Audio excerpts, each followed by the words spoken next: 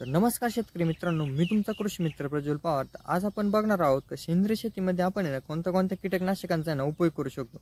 तर पारंपरिक शेतीमध्ये आपण गोमूत्र, नीमतेल आणि दशपर्णी अर्कांसारख्या गोष्टींचा उपयोग करून आपण कीट नियंत्रित करू शकतो। तर बायोइन्सेक्टिसाइड मध्ये आपण बिवेरिया बॅसियाना या मित्रबुरशीचा उपयोग करून आपण जे रस असणारे जे कीटक आहे म्हणजे मावा, तुडतुडे आणि पांढरी माशी यांसारखे जे कीटक आहे यांचे आपण नियंत्रण करू शकतो। त्याचबरोबर जी मुळे खाणारी जी अळी म्हणजे युमनी अळी, या युमनी अळीचे नियोजनासाठी आपण मेंट्रायझियमचा उपयोग करू शकतो।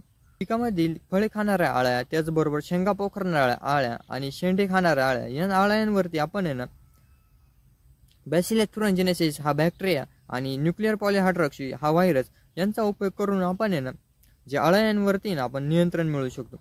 तर तुम्हाला माहिती होतं का आपण पर्यावरणाची कोणती हानी न करता आपण कीड नियंत्रित करू शकतो। तर तुम्ही कोणते बायोइन्सेक्टिसाइड वापरता हे कमेंट करून नक्की सांगा आणि अशाच माहितीपूर्ण व्हिडिओसाठी आपल्या पेजला फॉलो नक्की करा। धन्यवाद।